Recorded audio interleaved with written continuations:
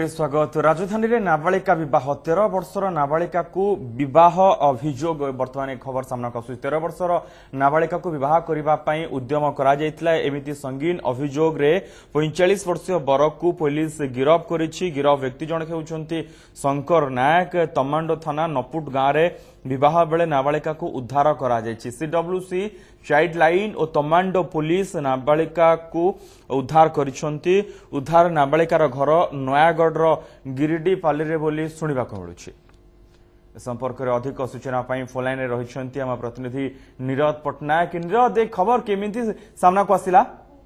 देखो कौन ना कौन स्थान जो सीडब्ल्यूसी पाखे जाकि गोटे फोन कल पहुंची जे तमांडर थाना अंतर्गत जो 9 फुट गाँ अच्छी 9 फुट गाँव जड़े हरिजन युवक जार बयस 40 वर्ष हे से नयागढ़ अंचल जो रही गिरिडीपुटू गाँव जड़े नाबालिका को विवाह कर नाबालिका को विवाह करने तो आईन संगत नुहे या पक्ष आईन अधीन आसूची। तेणु सीडब्ल्यूसी चाइल्ड लाइन और तमांडो थाना को इनफॉर्म करथिला।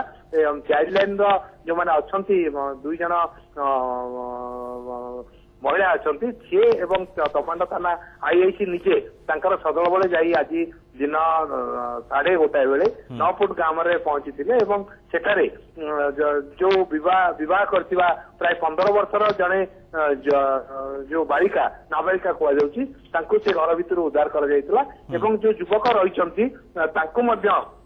पुलिस वर्तमान अटक रखी। जहाँ जना पड़ी जो युवक बाहा बयस प्राय 35 ରୁ 40 वर्ष एवं से पूर्व बाहा गत 2 वर्ष तले स्त्री मरी जाइए एवं स्त्री मरीजा 2टी पुआ अच्छी।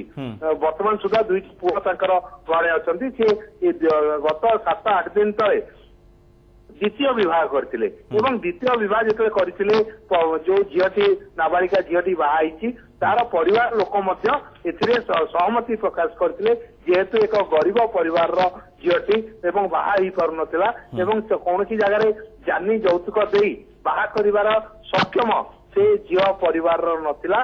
तेणु एठारे जेतेबेले देखिले एई जो युवक जनक स्त्री मरी जाइछंती एवं से बिना यौतुक बाहा चाहती तो तुलसी विवाह कहती तुलसी गछ मूले शपथ करी ये विवाह करते ये युवक ना हूँ शंकर नायक। तेरे घटना हूँ 15 वर्षर झील को जो उद्धार कर निश्चित भाव में आईन को जब देखा आईन यह एक अपराध।